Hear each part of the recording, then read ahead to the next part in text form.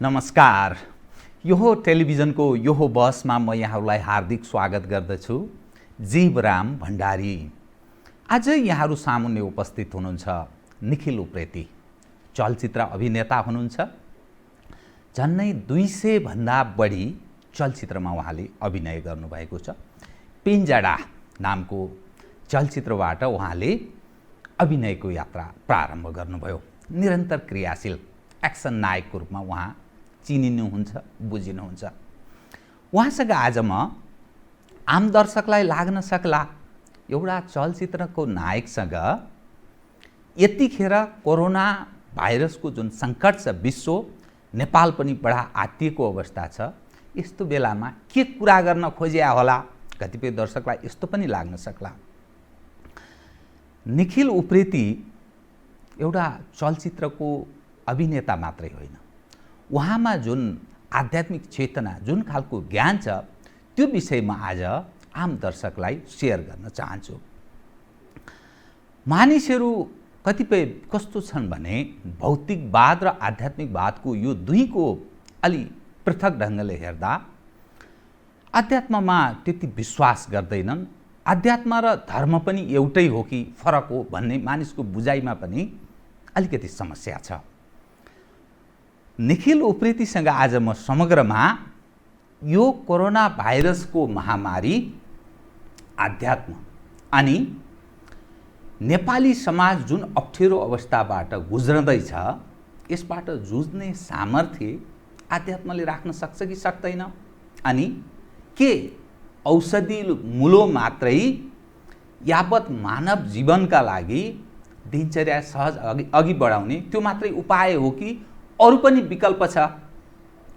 म आज उहाँसँग कतिपय आम दर्शकलाई केही सूचनामूलक पनि हुनसक्छ, कतिपय विश्लेषणात्मक पनि हुनसक्छ, यावत ढङ्गले कुराकानी गर्दैछु। सर्वप्रथम म उहाँलाई स्वागत गर्छु। स्वागत छ यहाँलाई। Thank you. अब म प्रारम्भ कसरी गरेँ भने मैले अलिकति पृष्ठभूमि पनि बनाएँ। यो आम दर्शकलाई के लाग्न सक्छ भने एउटा फिल्म खेल्ने नायक, अभिनेता अध्यात्मको बारेमा के कुरा गर्नु खोज्नु भयो होला उहाँहरूले, किनभने अहिले मानिस बडा ठुलो तनाव, अप्ठ्यारो, असहज अवस्थाबाट मानिस गुज्रिरहेको छ। दुनियाँ शक्तिशाली देशहरू विज्ञान यसको के गरेर मूल अस्त्र के हुनसक्छ त्यो पहिले हुने प्रयत्नमा छ, तर विज्ञान असफल भइरहेको छ।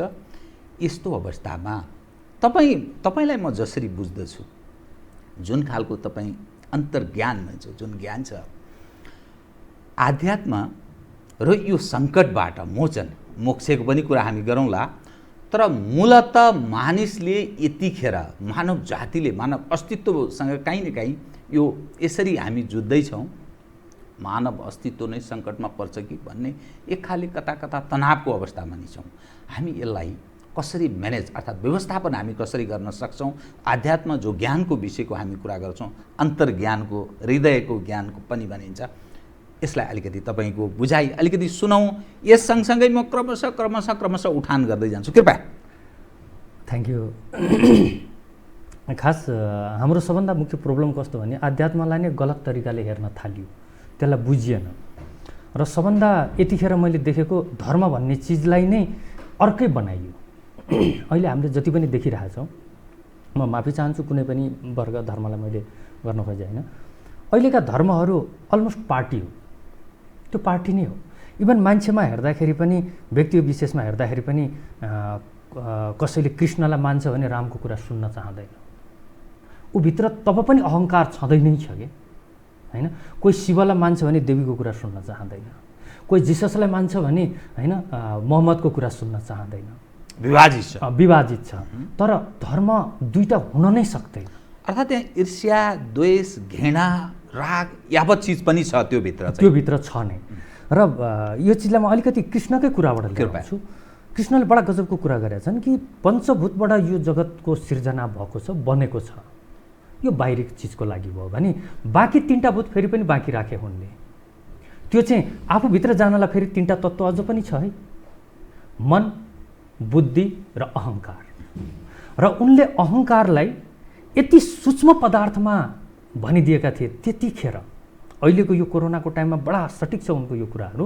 अहङ्कार यो जगत, यो ब्रह्माण्ड, यो सृष्टिको सबैभन्दा सूक्ष्म चिज हो। अहिले त हामी कोरोनाको सूक्ष्मताबाट डरायौँ। आज कोरोना भयावह हुनुको कारण अर्को केही पनि होइन, त्यो ज्यादा सूक्ष्म छ क्या। पहिलो कुरा ज्यादा सूक्ष्म छ त्यो। त्यसको सूक्ष्मता नै यतिखेरको लागि सबभन्दा खतरनाक भइदियो। त्यतिखेर भनेको थियो अति सूक्ष्म नै अति विशाल हो है। कृष्णले त्यतिखेर नै अर्जुनलाई सम्झाउँदा भनेको थियो हैन। त्यसको सूक्ष्मता, त्यसको अर्को पावर केही पनि होइन, उसको सूक्ष्मता नै सबभन्दा खतरनाक पावर हो। तर कृष्णले त्योभन्दा नि सूक्ष्मताको कुरा गर्दै कि अहङ्कार त्योभन्दा पनि सूक्ष्म चिज हो र त्यो अहङ्कारलाई जब तिमीले जित्न सक्छौ त्यसभन्दा पछाडि त म नै छु नि भन्छन् हैन उनले। अब सोचौँ सिमिल्यारिटीको कुरा। कोरोना आज त्यति नै भयावह छ, यो त्यति नै सर्दै जान्छ। एक व्यक्तिले अर्को व्यक्तिबाट जाँदाखेरि सर्ने कुरा छ नि। सूक्ष्मताको हरेक चिजमा त्यो सर्ने सम्भावना छ। अहङ्कार पनि सर्ने चिज हो नि। हामीले त्यो चिजलाई सोचेको छैन, यो पनि भाइरल हो।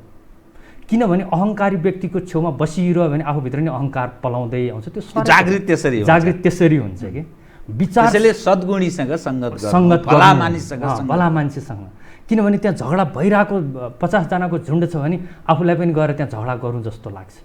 हरेक अवस्थामा जुन चाहिँ मेजोरिटीमा त्यो चिज छ भने त्यहाँ जानी साथै आफूलाई पनि त्यो विचारले नै सङ्क्रमण गर्छ र थिच्न थाल्छ। ठ्याक्कै अहिले कोरोनाको पनि त्यही नै हो। उसले पनि त्यसै गरी सङ्क्रमण गर्ने। जुन चाहिँ चिजमा हामी सङ्क्रमण छौँ त्यो चाहिँ हाम्रो अहङ्कार हो र त्यो अहङ्कारले हाम्रो जीवनको सबै सेक्टरमा यसरी ग्रसित पार्दैछ।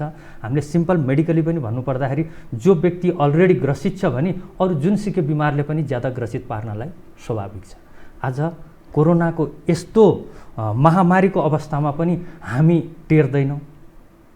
हामी क्वारेन्टाइनको या लकडाउनको रुल हामीले चाहिँ फलो गरिरहेको छैनौँ। यो सबै के को कारणले त? अहङ्कारको लेप हामीले यति लाछौँ कि कसैको सुन्न नै चाहँदैनौँ। फर्स्ट पोइन्ट यो भयो। अब अर्को कुरा धर्मको कुरालाई यहाँ धर्म विभाजनताको आध्यात्म र धर्म एकै हो कि भन्ने बुझाइ पनि मानिसको छ। यसमा यही चिजको म फरक भन्न चाहन्छु कि धर्म विभाजनताको कुरा आउने साथै त्यो व्यक्ति धार्मिकता हुन सक्दैन। धर्म धार्मिकतासँग सरोकारको कुरा हो। त्यो दुईटा हुन नै सक्दैन, त्यो एउटै नै हुनुपर्ने हो। र आध्यात्मसँग मान्छेले यति धेरै विभाजन गर्नुको कारण चाहिँ कस्तो छ भने आध्यात्म भने आध्य आत्माको कुराहरू जुन छ नि, हामी एकछिन 5 मिनट यसो गरी बस्न सक्दैनौँ। किन बस्न सक्दैनौँ?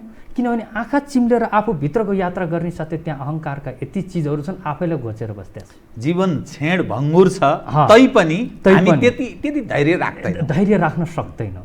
हामी आफैभित्र एकछिन पनि जान सक्दैनौँ कि किनभने आफूभित्र नै यति धेरै द्वन्द्व छ आफ्नै विचारसँग के अरूको पनि होइन। आफैले सोचेको विचारसँग आफै नै लडेर बसेको व्यक्तिहरू छौँ। हो आध्यात्मको यही मिनिङ हो कि त्यो लडाइँलाई बन्द गर्दै मलाई जहाँसम्म लाग्छ कृष्णले अर्जुनलाई त्यो कुरुक्षेत्रको कुनै युद्धको कुरा गरे होइन, त्यो हामीभित्रको युद्ध हो। त्यो हामीभित्रको लोभ लालच, हामीभित्रको आफन्तले गरेको नराम्रो चिज पनि स्वीकार्छौँ, पराईले गरेको राम्रो चिज पनि तारिफ गर्न सक्दैनौँ। महाभारतका सम्पूर्ण क्यारेक्टर छ नि हामीभित्रको एउटा गुण त हुन् नि तिनीहरू। हामीले जबसम्म अर्जुन सोचेर पढ्यौँ भने त्यसको के मिनिङ रह्यो? त्यो त अर्जुन र कृष्णको कुरा थियो नि, आफ्नो कुरा त कहाँ रहेर? अर्काको कुरा मात्रै पढेर त ज्ञान त हुन सक्दैन। आफूलाई जित्न सक्नु पर्यो, आफूलाई जित्न सक्नु पर्यो। आफ्नो चैतन्य आफूभित्र चैतन्य होइन, त्यो चैतन्यको रूपलाई चाहिँ कृष्णको रूप देखाइएको थियो। तर यसमा नि अलिकति 21औं सदी उपभोक्तावादी छ, प्रतिस्पर्धा छ, काम क्रोध लोभ मोह यावत चिजले त्यहाँ गाँजेको छ। अनि त्यो जीवन जिउनका अर्थात् चलाउनका लागि जीवन त निरन्तर चल्नु पर्यो नि। त्यो काम क्रोध लोभ मोह सँगसँगै जोडिएर आउँछ। अनि यसलाई त्यो अध्यात्मले कसरी विजय प्राप्त गर्न सक्छ? यो उपभोक्ता र हाम्रो आवश्यकता यावत चिज 21औं सदीको अहिलेको विश्वको प्रतिस्पर्धा र मानव जाति जुन चिजको खोजीमा छ भनेर भनिन्छ, अन्ततोगत जिन्दगी कसैको पनि छेडभङ्गुर छ। तथापि किन त्यसो गर्छ? यसमा चाहिँ सिम्पल एकदम सर्ट कुरा, त्यसमा पनि सनातनले सबभन्दा राम्रो एक्सप्लेन गरेको हो कि सनातनले नै। अब मैले पर्टिकुलर धर्मको कुरा गर्दाखेरि त्यो एक किसिमको कम्युनल नै हुन जान्छ सिधै कुरा। सनातनकै कुरा गर्दाखेरि अब हामीले कस्तो छ भने त्यही भएर हरेक चिज हाम्रो लोभ मोह यो सारा चिज लेप लगाएर हामी दौडेको छौँ। हामी दौडे नै छौँ। सोचौँ न, हामी दौडेको व्यक्तिले कति सोच्न सक्छ? हामी दौडिँदा दौडिँदै विचार गर्न सक्छौँ? सक्दैनौँ नि। हामीलाई केही चिज विचार गर्नु छ भने हामी रोकिन चाहन्छौँ, होइन? तर हाम्रो जीवन यस्तो भयो कि दौडमै सोच्न थाल्छौँ। दौडमा न कुनै भिजुअल राम्रोसँग देख्न सक्छौँ, न कुनै विचारमा हामी गहिराइमा जान सक्छौँ। आध्यात्मले यति मात्रै भन्यो, दौडलाई रोकिदे। त्यसै पनि हामी ध्यानमा बस्दाखेरि रोकिएको त के नै छ र? हाम्रो शरीरको यो नसामा त्यत्रो रगतको प्रवाह बगेकै छ, यत्रो फ्याक्ट्रीभित्र चलेकै छ। हामीले खाएको खानालाई, त्यो खानामा पनि आजकल हामीले यति विषादी खाना खान्छौँ कि हामी भित्रको फ्याक्ट्रीको फिल्टर सिस्टम, त्यसलाई डिभाइड गर्ने सिस्टमलाई हम्मे दम्मे परिरहेछ हामीभित्रको। हामीले त्यो पनि देखाएको छैन। हामीलाई के लाग्छ, हामीले देखेको चिजले मात्रै हामी सञ्चालित छौँ जस्तो लाग्छ। खास भन्यो भने देखेको चिजभन्दा नदेखेको चिजले ज्यादा सञ्चालित छ। त्यति सूक्ष्म छ, त्यति सूक्ष्म छ। हामीले यहाँबाट कुनै चिज खाने साथै भित्र गएर दुनियाँभरिको फ्याक्ट्री छ त्यहाँ। एउटाको काम के राख्ने, अर्कोको काम कहाँ पुर्याउने, कुन चिज कता लग्ने, त्यत्रो दुनियाँ फ्याक्ट्री त चलि नै राखेको छ नि। त्यत्रो मुभमेन्टमा बाहिर हामी प्रत्यक्ष देखिने मुभमेन्टमा पनि त्यति नै हामी दौडिरहेको छौँ। के चिज हो जसले चलिरहेको छ, जो हामी हाम्रा पूर्वजहरूले एक ढङ्गले सिकाए, अहिलेको पछिल्लो 21औं सदीका नयाँ पुस्ता अलग ढङ्गले बुझ्छन्? प्राकृतिक नियम हो यो, कुनै विशेष कुनै प्रभुको या कुनै चिजको चाहिँ कुनै त्यस्तो आशीर्वाद प्राप्त प्रदत्त चिज होइन भन्ने दृष्टिकोण राख्छन्। जो मानव स्वतः जसरी चलिरहेको छ, एक समय थियो डाइनासोरको युग थियो, पछि हुँदा हुँदा डाइनासोरको अध्याय समाप्त भयो। अहिले जुन अवस्थामा दुनियाँ जसरी प्रवेश गरेको छ, जुन अवस्थामा छ, फेरि अहिले अस्तित्वको कथा कथा सङ्कट खतरनाक अवस्थामा हामी प्रवेश गरेको छौँ। मानव जातिको प्राण भएको प्राणी जगतकै अस्तित्वमाथि प्रश्न उठ्ने ढङ्गले यो भाइरस यसरी आएको। बडा इन्ट्रेस्टिङ। यो कसरी बुझ्नुपर्छ, आध्यात्म र यो विषयलाई कसरी बुझ्ने? यसमा अलिकति यो कुरा गरेर म यो डाइनोसर फेसको कुराबाट मलाई पनि इन्ट्रेस्ट लागेको कुरा हो। आध्यात्मको कुरामा बडा गजबको छ। यसलाई सर्टमा लामो पार्नै जरुरी छैन। नदीको बहाव जता बग्दैछ, हामी त्यतैतिर बगेर किनारा लाग्दाखेरि हाम्रो शक्ति क्षय हुँदैन, होइन? यति मात्रै बुझ्दा हुन्छ। प्रकृति जसरी बगेको छ, प्रकृतिलाई नै पक्रेर हामी गइदिएको भए यो अवस्था आउँदैन थियो। प्रकृति जन्य गतिविधिमा मानव जाति अर्थात् प्राणी जगत त्यसरी मुभ हुनु पर्यो। जसरी खोला जसरी बग्यो त्यही धारमा त्यतैपट्टि बग्दाखेरि किनारा लाग्न सजिलो भएको जस्तै प्रकृतिलाई नै पक्रेर प्रकृतिको बहावले पनि हामीले प्रगति गर्न सक्थ्यौँ होला। तर ह्युमनको एउटा अहङ्कार छ। व्यक्ति जन्मिन्छ नै अहङ्कार, र जन्मेर शरीरमा आउँछ नै अहङ्कार मेटाउनको लागि हो। हामीले यो सबभन्दा ठुलो होमवर्क टास्कलाई बुझेनौँ। हामीले जन्मिनु, हामी मान्छे भएर विवेक हुनु भनेको जति सक्दो अहङ्कारलाई हटाउँदै जाउँ न। यो अहङ्कारलाई हटाउँदै जाउँ। त्यो अहङ्कार तब मात्रै हट्न सक्छ जब स्वयंमा भित्र जान थाल्छ र अहङ्कार कहाँबाट उठेको छ। र अहङ्कार बहुत बहुरूपिया चिज हो। र एकैछिनको लागि म अघिको पोइन्टले यो पोइन्टमा ठ्याक्कै नै आउँछ अघिको कुरा। जब हाम्रो खास भन्ने हो भने सूर्य हाम्रो महामाता या महापिता भनौँ, होइन? सूर्यबाटै फुटेर यति ऊर्जा हो, शक्ति हो, ऊर्जा उहीँबाटै फुटेर आएको पृथ्वी हो। त्यहीँबाट फुटेर आएको पृथ्वीको एउटा भनौँ न, पृथ्वी एउटा फुटेरै निक्लेको भनौँ न। जसरी पृथ्वीमा अङ्कुर लाग्छ कुनै पनि बीज बिरुवा भने जस्तै पृथ्वीको अंश हामी, सूर्यको अंश पृथ्वी, पृथ्वीको अंश हामी हौँ भने सूर्यको प्रभाव, सूर्यमा भएको हलचलले हामीभित्र हलचल पारिरहेको हुन्छ। यो हामी आजकल एम्बिसियस भएको कारणले, मोबाइल नेटवर्कको ज्यादा प्रयोग, त्यो पनि बेचैनीको कारण हामी सकभर हामीलाई भुलाउँछौँ। तनावमा जीवन एकदम प्रतिस्पर्धा, यहाँ के नगर्ने। त्यसमा पनि सबभन्दा चिट गरेको केमा छ भने सोसियल नेटवर्कमा अननेसेसरी जानकारी, जुन जानकारी लिन जरुरी छैन त्यसलाई पनि हामी राख्छौँ। त्यो गर्नु भनेको अहिले सोसियल नेटवर्क ज्यादा हातमा आउनुको कारण त्यो हो कि यसले हामीलाई सजिलै भुलाइदिन्छ। सोसियल नेटवर्क र नसालु चिज, यो चिजले जीवनमा हामीलाई भुलाउने काम गर्छ। र जसले यो चिजको उपयोगिता गर्छ उसले जीवन जिएको होइन, आफूलाई भुल्याइरहेको हो कि। किनभने एकछिन नभुल्याउने साथै ऊ यति बेचैन हुन्छ कि ऊ बस्न सक्दैन कि। मेरो भनेको मतलब म बिरामी हुँदाखेरि एउटा स्ट्रिङ हुन्छ नि, मेरो आमालाई कहीँ न कहीँ थाहा हुन्छ, मेरो प्रियहरूलाई थाहा हुन्छ, एउटा शरीरमा अदृश्य केही चिजहरूको लगाव छ नै। केही भयो कि क्या हो भन्ने, हैन? केही भयो कि छ नै, त्यो हुनु पनि पर्छ। यो चिज चाहिँ अप्रिय घटना घट्न सक्छ, मैले आज नराम्रो दुःस्वप्न देखेँ भन्ने एकाले होइन, एउटा ऊ नै छ हामीहरूसँग, वेब नै छ नै, वेब छ नै। त्यही भएर सूर्यमा आएको ज्वालामुखीले पृथ्वीकोमा भूकम्प ल्याइदिनुको कारण हैन। पृथ्वीमा हुन सक्ने सम्भावनाको नराम्रो चिजको पनि ह्युमनमा थाहा दिइरहेको हुन्छ। खास चाहिँ हामी चाहिँ अरू चिजमा बिर्स्यौँ। यो चिजको सबभन्दा राम्रो पक्ष जब सूर्यबाट पृथ्वी फुटेर आयो र हाम्रो समय कम भयो हुनाले म सर्टमा भन्न चाहन्छु कि यति न्यानो अवस्थामा आइपुग्यो कि यहाँ जीवको सम्भावना सुरु भयो हैन। एउटा सानो अमिबा जस्तो भन्नु जे भन्नु जसरी हुन्छ जीवको सम्भावना सुरु हुँदै गएपछि त्यो शक्ति फिल्टर हुने प्रोसेसमा गयो। त्यही सानो कण डेभलप हुँदै त्यसले चेतनाको एउटा यात्रा सुरु गर्दै डेभलप हुँदै हुँदै हुँदै हुँदै हुँदै जनावरसम्ममा आयो र एउटा यस्तो फेज आयो कि डाइनोसरको फेज आयो। हेर्नुहोस् यो चिज यतिखेर मलाई जहाँसम्म लाग्छ सबै व्यक्तिले बुझ्नुपर्ने कुरा हो। र विज्ञान डाइनोसरले गल्ती गर्दा के भयो? अब डाइनोसरको गल्ती भन्दा पनि प्रकृति प्रदत्त गल्ती एक्चुअली भन्ने हो भने इन्सानले मात्रै गर्ने हो है, अरू केहीले पनि गल्ती गर्दैन। अरूको गल्तीलाई दोष दिने मानवले चाहिँ गल्ती गर्छ, मानवले मात्रै नै गल्ती गर्ने हो। कहाँनिर मानव जातिले गल्ती गर्यो? यो 21औं सदीमा यत्रो ज्ञान विज्ञानको कुरा जो गरिरहेछ नि संसार अहिले, कति न चिज गरिसक्यो। हामी चन्द्रमामा पुगिसक्यौँ, अरू ग्रहमा जाने प्रवेशमा छौँ भन्छौँ। मानव मर्न नसक्ने अवस्था बाहेक अरू सबै हामीले विकास गर्न सकेका छौँ भन्छौँ। तर सानो सूक्ष्म त्यो भाइरसले अहिले तबाह गरिरहेछ भने चाहिँ मानव जातिले कहाँ गल्ती गर्यो भन्ने कसरी अध्यात्मसँग यो जोडेर यो मैले डाइनोसरकोमा आएर म भन्छु यसलाई सर्ट गरेर त्यो डाइनोसरको फेजमा आउँदाखेरि यस्तो अवस्था भयो कि अहिले हाम्रो यो देशमा यतिखेर प्रजातन्त्रको टाइममा पनि कम्युनल सोचहरू ज्यादा छ नि, जातिवादी कुरा गरेको जुन देखिन्छ नि, त्यो डाइनोसरको फेजमा त्यो अवस्था सुरु भयो कि यो धरतीमा डाइनोसरले सबै अरूलाई खाएर सकाइदिएर डाइनोसरको प्रजाति मात्रै नै रह्यो के। सानो डाइनोसर, ठुलो डाइनोसर, उड्ने डाइनोसर होइन, चिप्लिने डाइनोसर सबै त डाइनोसरै मात्रै भयो। डाइनोसरै मात्रै हुँदाखेरि हो यो चिजलाई चाहिँ विज्ञानको हिसाबले पनि बुझ्न सक्नुपर्छ है। अर्को एउटा शक्ति छ जुन चाहिँ हामीहरूको आँकडाभन्दा बाहिर छ। दुईवटा चिज अक्सर म फेरि पनि पोइन्टमा आउँछु, यो बडा अप्ठ्यारो छ। कृपया प्रेमको मामलामा पनि यो चिज हुन्छ कि प्रेममा मान्छे पर्छ, एनालाइसिस गर्छ दिमागले कि यो दुईवटा अलग क्षेत्र थिए। यो त यस्तो खालको कुरा भयो कि एउटा डक्टरलाई सोध्नुपर्ने क्वेसन हैन, या एउटा सुमेकरलाई जुत्ता बनाउनेलाई गएर सोधेको जस्तो कुरा जस्तै भयो कि। प्रेम हृदयको कुरा थियो, एनालाइसिस दिमागले गर्दैछ। यो ठ्याक्कै डिफ्रेन्ट भने जस्तै। त्यतिखेर जब त्यो डाइनोसरले सबै चिज डाइनोसर धरतीमा भएपछि धरतीको त्यो चेतनाको अर्को रूप सुरु नहुने साथै कुन चेतना थियो होला, यसलाई के भइपर्देको या एउटा घटना भन्न त मिल्दैन कि एउटा स्टोरेड आएर ड्याममा हानिदिएको भरमा डाइनोसर खत्तम भयो अनि त्यस पछाडि चेतनाको सुरु भयो र चेतनाको सुरु भएर ह्युमनसम्म आइपुग्यो।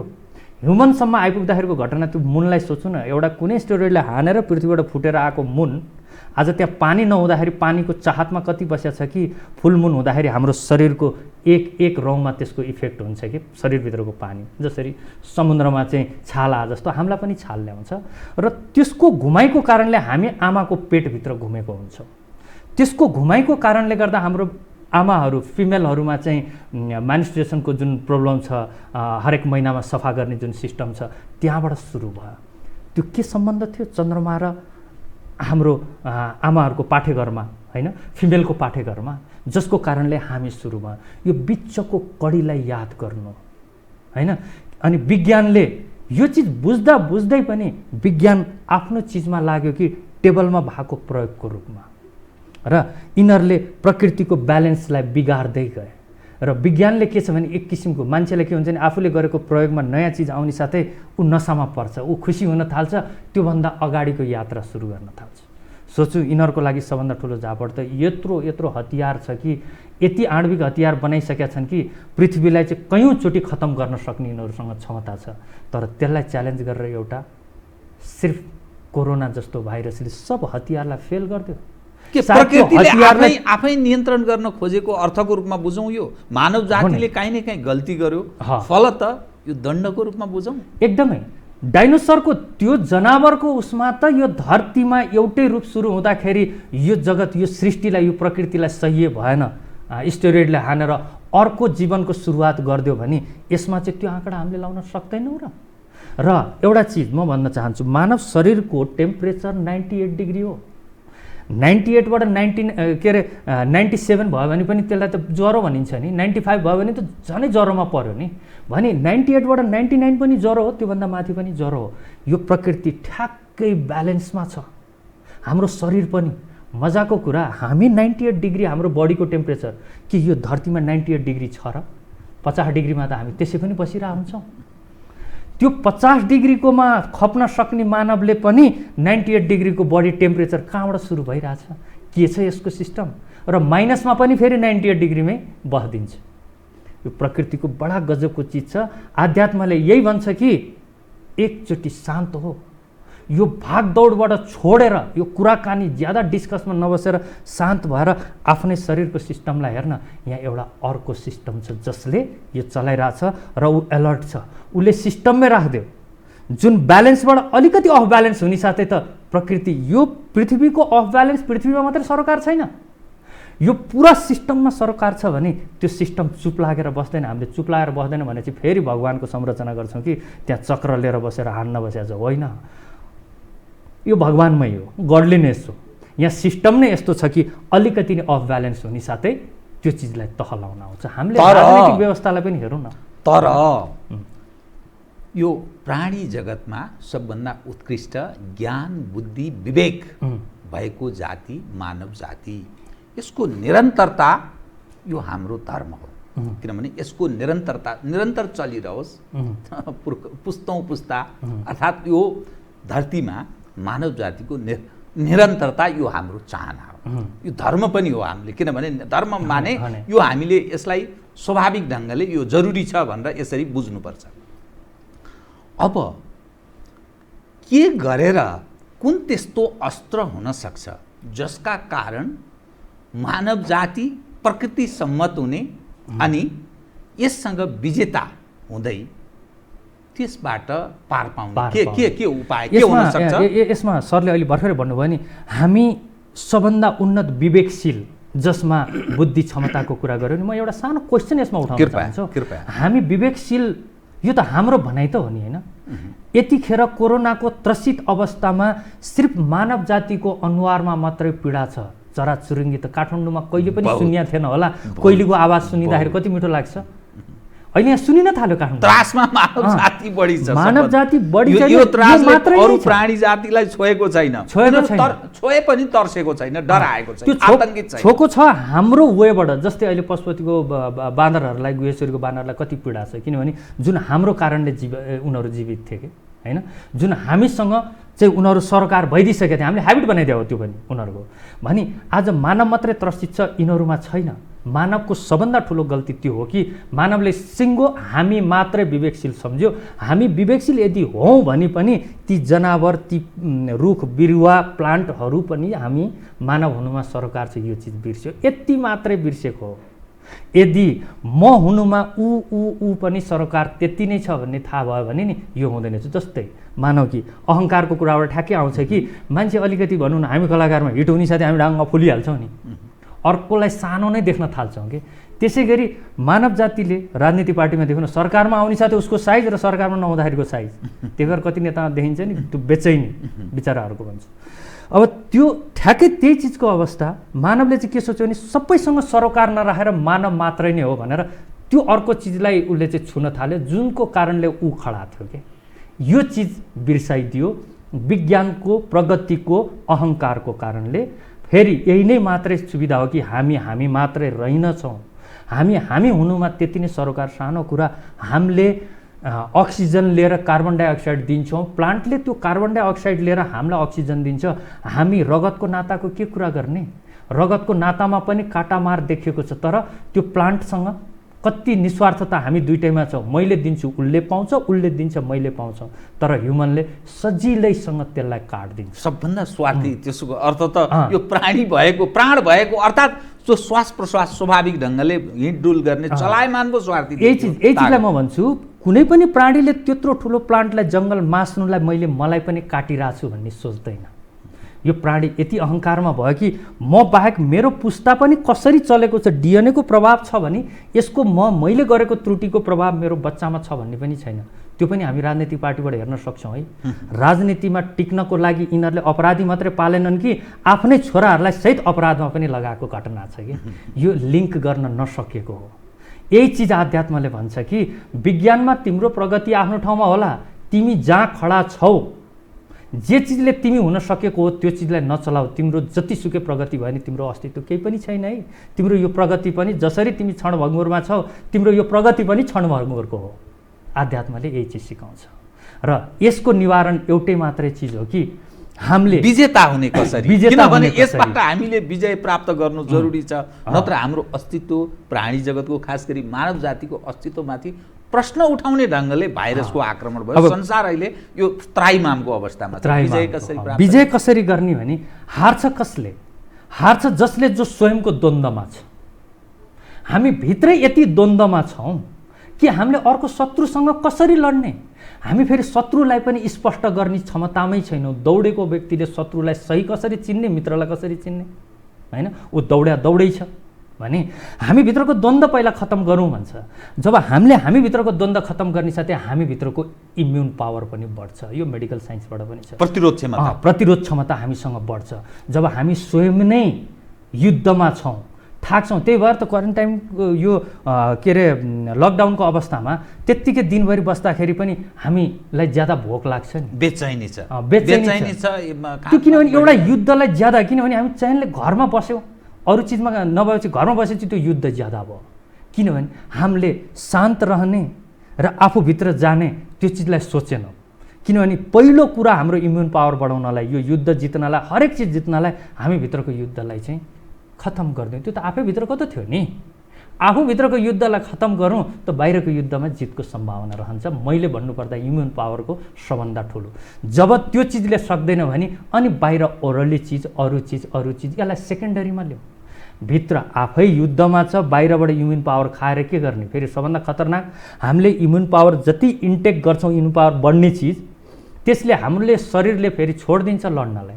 किन लड्ने युद्ध हामीले बाहिरबाट पठाउन थालेपछि अनि हामीले चाहिँ हामीभित्रको चाहिँ लड्ने क्षमतालाई चाहिँ कमजोर बनाइदियो। त्यसैले सकभर बाहिर जुन ढङ्गले प्रस्तुत भइरहनु भएको छ नि, आम दर्शकलाई पनि अचम्म लाग्ला। एउटा चलचित्रको कलाकार, एउटा अभिनेता, नायक, सुपरस्टार यो ढङ्गले सोच्ने आश्चर्य। सुपरस्टार भन्ने चिजमा चाहिँ मलाई होइन, यो जब सुन्छु नि फेरि कृष्णको कुरा याद आउँछ। अहङ्कार तिम्रो जन्मसम्म पनि यो सुपरस्टार भनेपछि त मेरो अहङ्कार त्यसलाई मार्न बहुत गाह्रो परिरहेछ। अनि यो तपाईँले जुन कुरा गरिरहनु भएको छ, यो मोक्ष प्राप्ति जुन विषय छ, मोक्ष प्राप्तिको तपाईँ कुरा गरिरहनु भएको छ, मानिसले त्यसरी सम्भव छ? किनभने जीवन त चल्नु पर्यो नि। त्यो मोक्ष प्राप्ति भनेको सारा चिजभन्दा असाध्य माथि प्रवेश गर्ने विषय, त्यो सम्भव छ र? सरले बडा राम्रो क्वेसन गर्नुभयो। यो चाहिँ हामीलाई के लाग्छ भने यो युद्ध थिएन। सरको क्वेसनमा यो पनि युद्ध जस्तो भयो। म मोक्षको लागि युद्ध गर्दैछु, ठ्याक्कै यही अर्थ लाग्यो नि, होइन? तर आध्यात्मले त्यो भने होइन। अब म मोक्षतिर लाग्छु, म युद्ध बन्द गरिदिन्छु चाहिँ हो। यो स्विच अफको कुरा थियो। तर हामीले के सोच्यौँ भने दुनियाँ जगतको द्वन्द्व जस्तै यसलाई पनि द्वन्द्वमा लिएर आयौँ। हामीले किन यो चिज क्वेसन उठ्यो भने हामीले द्वन्द्व नै सम्झेनौँ। हामीभित्रको द्वन्द्वलाई हामीले हेरेकै छैन। अनि हामीलाई लाग्छ कि अब मोक्षताको लागि पनि म द्वन्द्वमा लाग्छु भने जस्तो। ठ्याक्कै धर्मको नाममा तरवार र बन्दुक उठाएको जस्तै कुरा हो। तर मोक्ष तब पाउन सकिन्छ या त्यो बाटोमा तब लाग्न सकिन्छ आफूभित्रको द्वन्द्व खत्तम गरेर। यहाँ द्वन्द्व छैन, त्यसैले गर्दा सम्भव होइन, असम्भव होइन, यही नै मात्रै सम्भव हो। आज नभए भोलि, भोलि नभए पर्सि प्रकृतिले त्यही पथमै जानु जरुरी छ, जानै पर्छ। आज हेरौँ न, मेडिकल साइन्स हो, यो साइन्सले जति पनि प्रगति गरेको अहिले त घुँडा टेकेकै हो नि। यो घुँडै टेकेको हो नि। मैले हतोत्साही कुरा गरेँ होइन, ठिक। तर म इन्जोय गर्छु यो घुँडा टेकाइमा।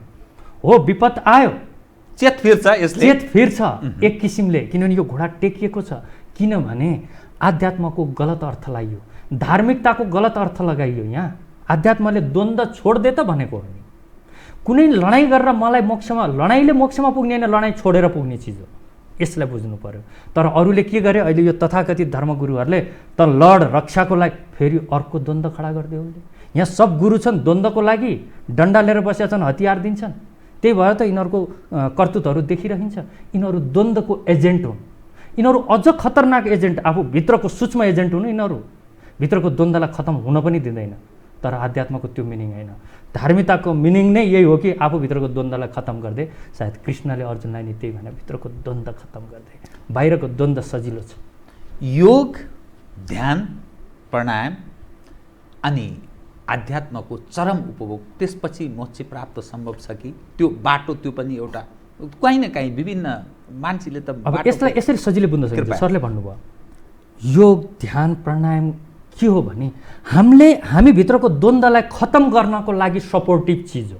किनभने हामीले आहार नै यस्तो तरिकाले गरिसक्यौँ कि हाम्रो हरेक जोइन्टमा खान्छौँ यति, एक्सर्साइज केही छैन, त्यो ताकत कहाँ जान्छ? शक्ति कहिले पनि नष्ट हुँदैन, विज्ञानले त भनिसक्यो। आध्यात्मले नि त्यसलाई नकार्न त सक्दैन। त्यो खाएको शक्तिलाई सन्तुलित गर्नलाई योगको मिनिङ नै त्यही हो कि निचोड। हामी पहिला हिसाब गर्दा भन्थ्यौँ नि 2 + 2 होइन, योग कति भयो त 4 भयो होइन। जीवनको निचोड योगले देखाउने हो। र सास प्रश्वासको क्रियाले हाम्रो सास प्रश्वास, हाम्रो अहङ्कारको कारणले हाम्रो सास प्रश्वास चेन्ज हुन्छ। आज मलाई सरपट्टि अहङ्कार आउने साथै मेरो सास फेर्ने तरिका यो छ कि असन्तुलित भयो। हाम्रो सासले सब विचारलाई व्यक्त गरिदिरहेको हुन्छ, को कसरी सास फेर्छ र ऊ भित्रको विचार कस्तो छ भने यो सन्तुलनको चिज हो कि हाम्रो विचार र हाम्रो द्वन्द्वलाई कम गर्ने चिज हो। यिनीहरू सपोर्टिभ चिज हुन्। यसको सपोर्टले हामी भित्रको द्वन्द्वलाई कम गर्न सक्छौँ भन्ने मात्रै हो यसले भन्न खोजेको कुरा होइन।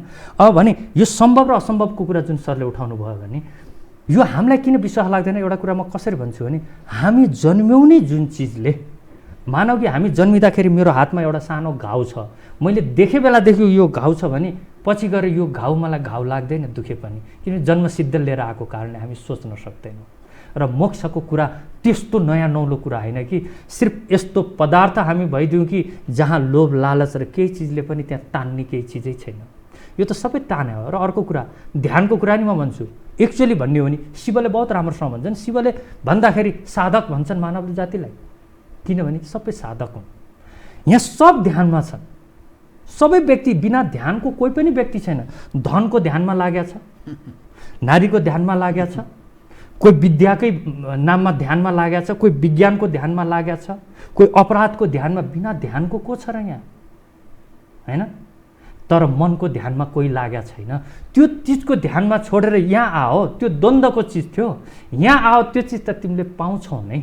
प्रकृति यस्तो चिज हो, समय सापेक्ष कहाँ के कसरी छ त्यो प्रकृतिको पनि आफ्नै तरिकाले बनेर आउँछ। हामी त यस्तो कुरा गर्छौँ कि मैले पहिले नै भने कि हामी जन्मिनु पनि हिसाब गरेर जन्मेको हौँ, अब मर्छौँ पनि हिसाब गरेर मर्छौँ भन्ने जस्तो अहङ्कारमा हामी बसेकोले गर्दाखेरि मोक्षको कुरा हामीलाई बहाना लाग्यो। किनभने क्षणभरको लागि मोबाइल अफ गर्दा हामीलाई यति तनाव हुन्छ, एकछिन नेटवर्क टुट्ने साथै हामीलाई यति तनाव हुन्छ होइन, एकछिन आफ्नो आफन्त नजिक नहुने साथै हामीलाई यति तनाव हुन्छ।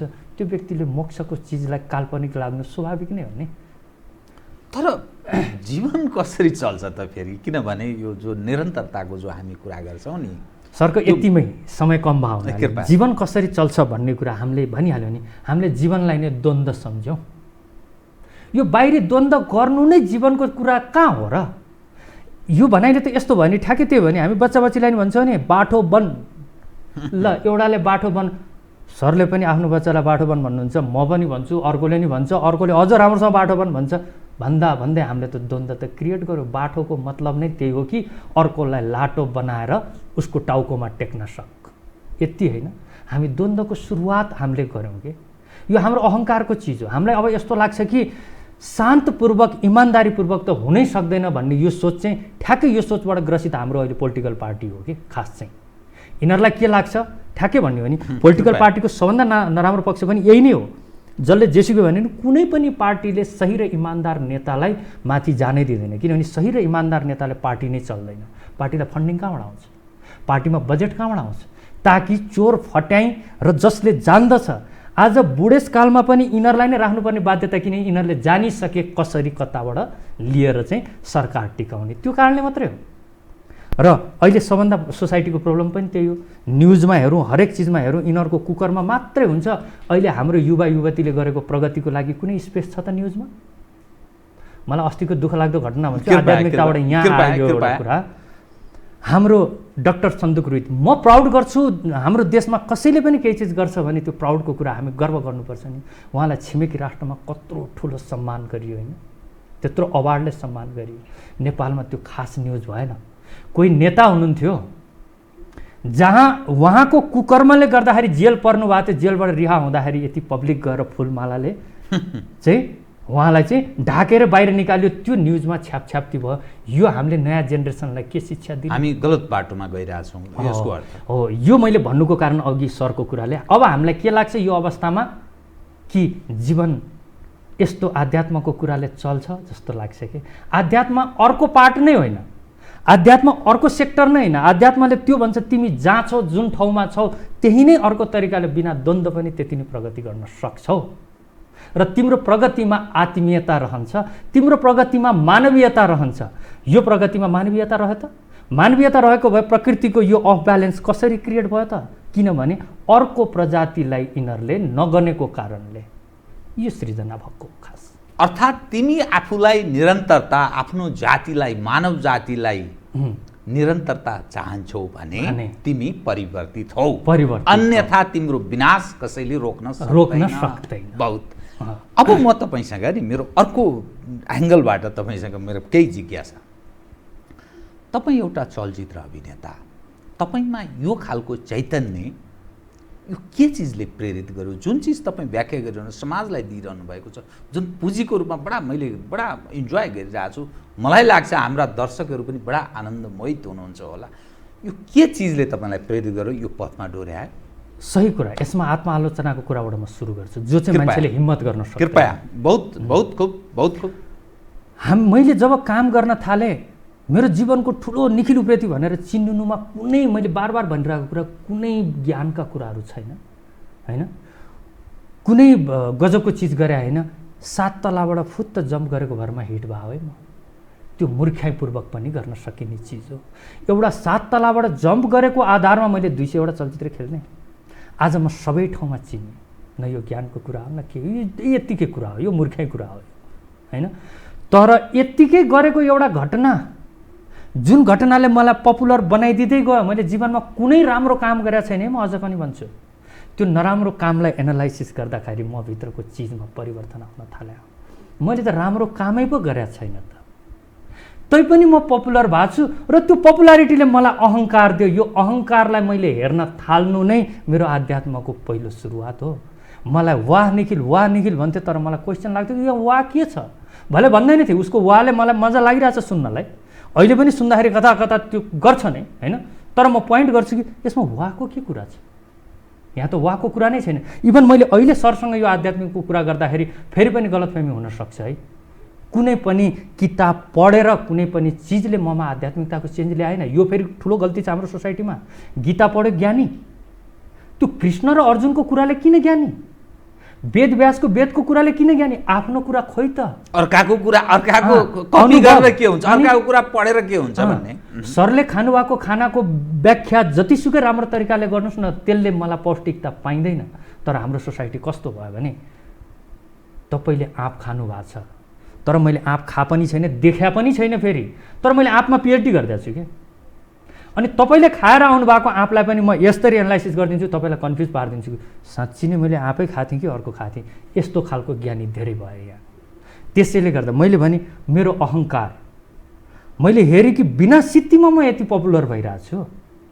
अनि फेरि मलाई त्यो स्लोगनले बडा क्वेसन राख्यो। त्यो अवस्थामा पनि मुकम करोति वाचलम पाङ्गुम ल्याङ्गे तेगिरी यत कृपा तमहम वन्दे परमानन्द माधव। हेर्नुहोस् त कस्तो गजबले त्यतिखेर भनिया छ। लाटोले भाषण गरिदिन्छ, लङ्गडोले दौडमै जित्देला। यत कृपा तमहम वन्दे परमानन्द माधव। उनको इच्छाको अनुसार यहाँ लाटोले भाषण गरिदिन्छ, लङ्गडोले दौडिदिन्छ भने मेरो क्षमताको त के मायने राख्यो? त्यही भएर भन्छु नि त, सरले झुट कुरा टुडी खेलमा बसेर भाषण गरिदिनुहोस्, झुटको यो विश्व 2 भागमा डिभाइड हुन्छ। फेरि पनि तपाईँको कुरा सत्य मान्नको लागि, फेरि तपाईँ त्यही ठुडी खेलमा गएर सत्य कुरा बोल्नुहोस्, त्यही पनि विश्व 2 भागमा डिभाइड हुन्छ कि तपाईँलाई असत्य मान्नको लागि। यहाँ सत्य र असत्य मानसिकताले ग्रसित त छँदैछन्, द्वन्द्व त छँदैछन्। स्वयंलाई जवाफ दिनु पर्यो कि आफूभित्रको द्वन्द्व चाहिँ हेरौँ न, के म यति लायक थिएँ त सुपरस्टार हुन? यही नै काम हो त मेरो सुपरस्टारको लागि। अनि म एउटा तथाकथित सुपरस्टारको अहङ्कारमै मर्दिनु। अनि म भन्छु नि, एउटा सम्पत्ति कमाउँ, यो छुट्ने सम्पत्ति होइन, हाम्रो अनुभव सबभन्दा ठुलो सम्पत्ति हो। निखिल उप्रेती चितामा जल्दाखेरि उसको अनुभव पनि चितामै जल्छ। र त्यो शक्ति यदि मरणोपरान्त कहीँ जान्छ भने उसँगै लिएर जाने शक्ति भनेको उसको अनुभव हो। त्यो निखिलसँगै गयो। त्यो सम्पत्ति कमाउन थालौँ न, जुन सम्पत्तिमा अहङ्कार आफूमा भएको पनि त्यति नै स्पष्टता छ, आफूले बोलेको झुट पनि त्यति नै स्पष्ट छ, आफूले गरेको कुकर्म पनि त्यति नै स्पष्ट छ, छुप्या केही पनि छैन। गलत आफ्नो तर्फबाट पनि केही भयो कि भन्ने काहीँ न काहीँ महसुस पनि भएको छ कि तपाईँलाई? किनभने म दर्शकका सामुन्ने जो चिज तपाईँ व्यक्त गरिरहनु भएको छ। सर केही भन्नुभयो, कहाँ केही?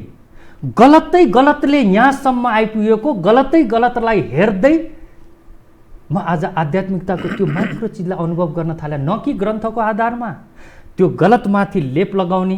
अनि फेरि हाम्रो स्वभाव, ह्युमन स्वभाव कस्तो हुन्छ सर? म कस्तो छु, हामी कस्तो ग्रसित रहेछौँ मानसिकतामा, म कस्तो छु अर्कोलाई सोध्छौँ।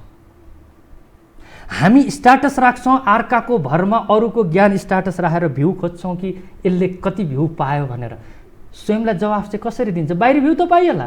ल मैले सरलाई सोधेँ कि म कस्तो, तपाईँले मेरो तारिफको एउटा पहाड बनाइदिनु भयो, त्यो पहाड मलाई ठिक लाग्ला हैन? आफैले हेर्नु नि, त्यो पहाड त अरूको कुरा सुनेर जब आफूलाई रिलिफ हुने आदत पर्छ नि, म भन्छु दुनियाँमा योभन्दा ठुलो अर्को नसा नै छैन। प्रशंसा सुन्न रुचि राख्ने, प्रसन्न हुने। अनि उसले प्रशंसाको लागि आफूलाई अपडेट त गरिराख्न सक्दैन, अपडेट गर्नु पर्यो नि त्यसको लागि त। अनि अपडेट गर्न सकेपछि त बेचैन हुन्छ। फेरि आफूभित्र द्वन्द्व छ, आफैले भन्छ है फेरि हामीभित्र यति गजबको प्राकृतिक सिस्टम छ कि हरेक गल्तीलाई बिर्सिन दिँदैन। किनभने जीवनमा जति पनि गलत चिज बहुत ध्यानपूर्वक गर्छौँ, सही चिजमा कहाँ ध्यान लाउँछौँ हामी? गल्ती चिजमा यति ध्यानपूर्वक गर्छौँ र त्यति ध्यानपूर्वक गरेको चिज बिर्सिन्छ कहाँबाट? हामी त पुण्य चिज त नेग्लिजेन्ट, हामी अहङ्कारमा गर्छौँ, यो मैले राम्रो गरिदिएँ। तर पाप गर्छौँ या चोरी गर्छौँ, कुनै पनि चिज गर्छौँ त बहुत ध्यानपूर्वक गर्छौँ। अब तपाईँसँग यो कुराको क्रम अघि बढाउँदा नै जीवनको उत्तरार्ध काल भन्छ नि, तपाईँ जीवनमा जसरी जन्ममा तपाईँको केही भूमिका छैन, तपाईँ मृत्युको सम्मुखमा जब प्रवेश गर्नुहुन्छ त्यसपर्यन्त, त्यस बेलासम्ममा तपाईँले राम्रो काम गर्नुभयो, नराम्रो काम गर्नुभयो, जे गर्नुभयो त्यसको जिम्मेवार स्वयं मृत्यु त्यो मुखमा पुग्दाखेरि तपाईँले महसुस गर्ने विषय हो। राम्रो काम गर्नुहोस्, तपाईँले ठिक गर्नुभयो, नराम्रो गर्नुहोस्, त्यो तपाईँको अर्को एउटा दुःस्वप्नको रूपमा त्यसरी समाप्त भएर जान्छ। त्यो जीवनको उत्तरार्ध काल, अब जुन अवस्थामा तपाईँ बिस्तार हुन त धेरै उमेर छैन, फेरि एज एउटा कलाकारहरूको उमेरको बारेमा धेरै व्याख्या कुरा गर्नु पनि त्यति तर जब त्यो जीवनको उत्तरार्ध कालतर्फ चाहिँ तपाईँ के सोच्नुहुन्छ? तपाईँ जुन खालको एउटा जुन ज्ञानको तपाईँ कुरा गरिरहनु भएको छ, जसरी समाजलाई जुन सन्देश प्रवाह गर्ने प्रयत्न गरिरहनु भएको छ, मलाई बडा मजा लागिरहेछ। तपाईँहरू जस्तो कलाकार यो समाजमा हुनुहुँदो रहेछ। म त यसो सामान्य कसरी सोच्ने भने यो फिल्मी दुनियाँमा रमाउने व्यक्तिहरू भनेको यही रङ्गीन एउटा दुनियाँका यी भोगीहरू हुन्, भोग विलासी यो जीवन व्यतीत गर्ने मानिसहरू हुन् भन्ने मेरो बुझाइ यो प्रकृतिको यो ढङ्गको थियो। तपाईँ जुन कुरा गरिरहनु बडा सरकै यो चिजलाई आनन्द आइरहेको। जो व्यक्ति रङ्गीनमा ऊ छ त रङ्गीन कति जाल, यही आँखा 60 वर्ष पछाडि रेड राउन्डसँग देख्दैन, ग्रिन राउन्ड देख्दैन, कलरमै फेडेड आउन थाल्छ। जो जति रङ्गीन त्यो त्यति नै दुखी हो कि, किनभने शरीर जीर्ण भएपछि त्यसले त्यो आनन्द लिन सक्दैन। तर म आफैमा भएको एउटा कन्ट्रोभर्सी कुरा नि म भन्छु कि कृपया यो चिज सही भन्नुभयो। जीवनको उत्तरार्धमा यो कुरा, म सोसाइटीको यो चिजलाई पनि विरोध गर्न चाहने हो र आजको युवा युवतीलाई म एउटा मिसन लिएर यो चिज सुरुवात गराउन चाहन्छु भोलिको दिनमा कि जीवनको उत्तरार्धमा मात्रै हामी आध्यात्मको कुरा नउठाउँ। भले मैले लेट गरेँ तर मेरो सुरुवात ढिलो भयो। पिञ्जडा पिक्चर खेल्दाखेरि नै यो सुरु भएको थियो। म पनि रङ्गीनमा भुलिएको नै हो, यसलाई मैले अस्वीकार गर्न मिल्दैन। तर अहिले हाम्रो सोसाइटी कस्तो छ भने जीवनको उत्तरार्धमा गएपछि जब शरीरले चाहेको चिज, खाएको चिजको सही टेस्ट दिन सक्दैन, देख्दा राम्रो देख्न सक्दैन, अनि रह्यो त के हरे राम हरे कृष्ण, त्यो चिजले हरे राम हरे कृष्ण पनि बदनाम भएको छ है। गर्ने जीवनभरि उदण्ड, जब शरीरले गर्न नसक्ने भएपछि चाहिँ हरे राम हरे कृष्ण के हरे राम हरे कृष्ण त्यही कमजोर अस्थिर पन्जरकै जमघट लिएर बस्ने मात्रै हो नि त? मेरो सोच यो हो कि युवा युवतीमा 20 वर्षको उमेरमा पनि रङ्गीन गर्ने क्षमता छँदै पनि केही चिज रियलाइज गराइदिउँ है। यहाँ अलग छ है दुनियाँ हेर्दाखेरि। हामीले यो चिज हाम्रो काम गर्दा गर्दै पनि योभन्दा इन्ट्रेस्टिङ अर्को पाटो छ यो बुझिदिँदाखेरि प्रकृतिलाई। प्रकृति आफ्नै किसिमको छ, यो चेतनाको भण्डार हो, यो चेतनै चेतनाको। हामी मानववाद चेतना नि, मानवको चेतना त यहाँ बन्देको चिज हो। जति यो शरीरले खप्न सक्छ त्यति चेतना मात्रै हामीले रिसिभ गऱ्यौँ। विशाल चेतनाको यो चिजले बडा गजबले हिसाब राख्छ, जुन चिज हामी सोच्न पनि सक्दैनौँ।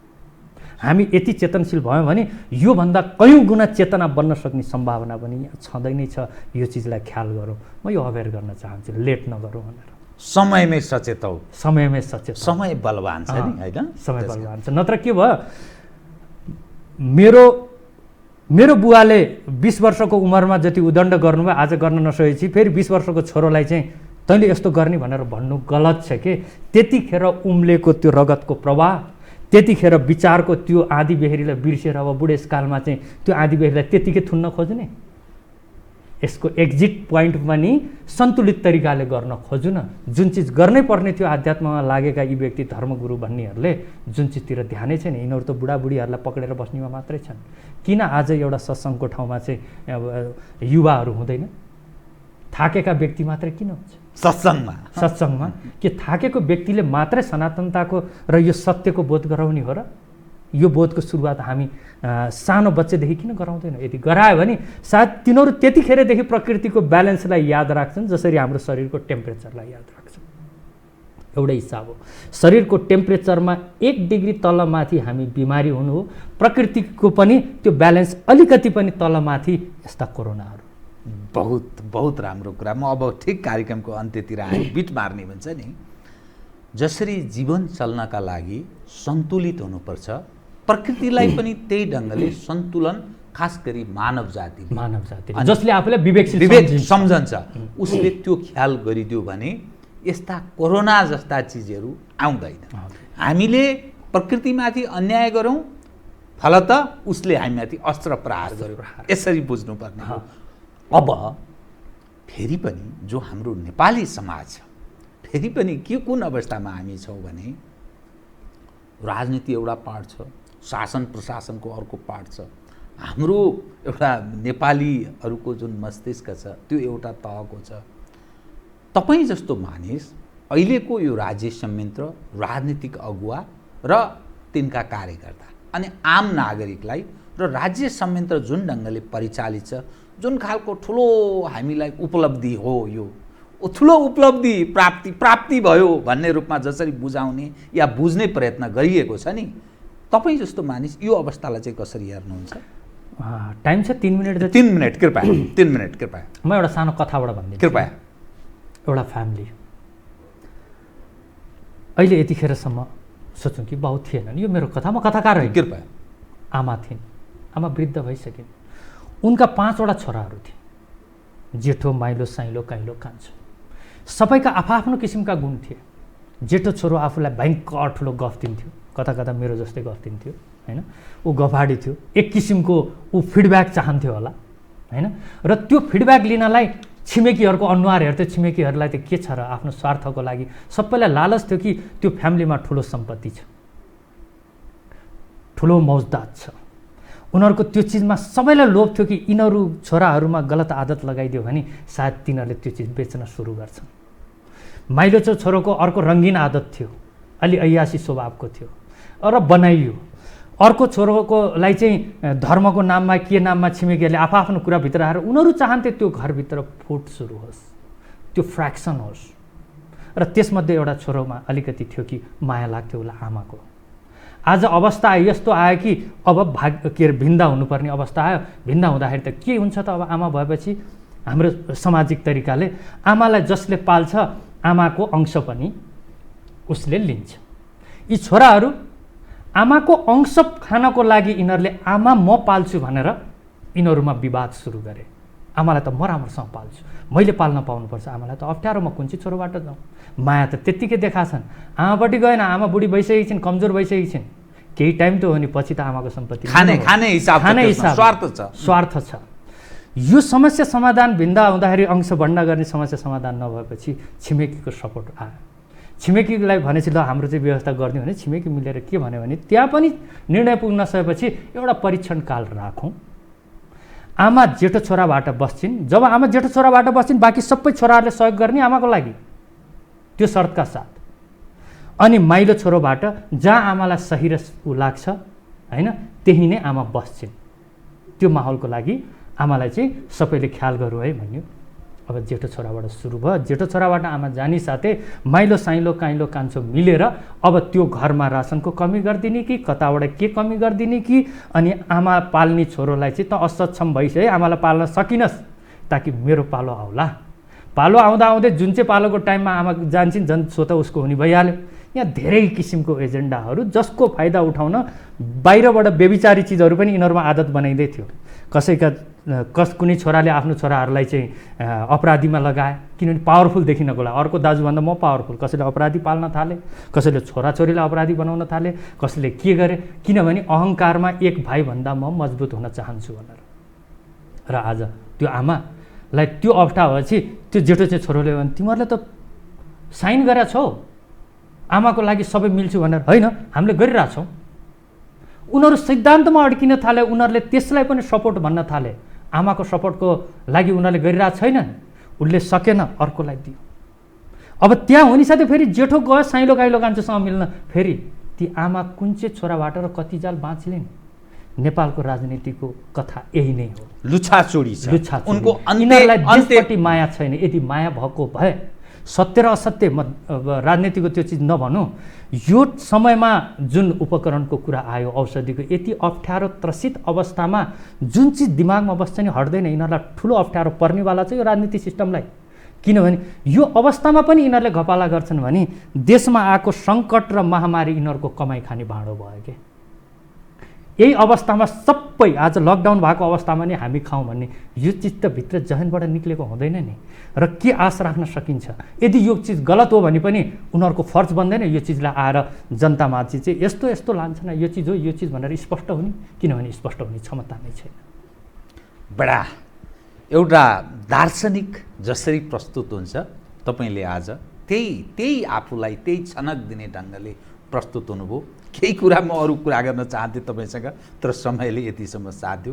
अहिले यतिलाई बेट मारौँ। कार्यक्रममा आइदिनु भयो, धन्यवाद छ यहाँलाई। Thank you. आदरणीय दर्शकवृन्द, उहाँ हुनुहुन्थ्यो निखिल उप्रेती, चलचित्र अभिनेता। पछिल्लो अवस्थासँग जोडेर कतिपय विश्लेषणात्मक, कतिपय सूचनामूलक ढङ्गले गरिएको कुराकानी। म लगायत मेरो सम्पूर्ण युनिटलाई कार्यक्रमबाट बिदा दिनुहोस्। तर यो हो टेलिभिजन, हेर्दै रहनुहोला। नमस्कार।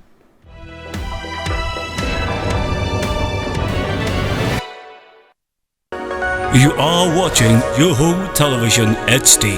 Stay connected.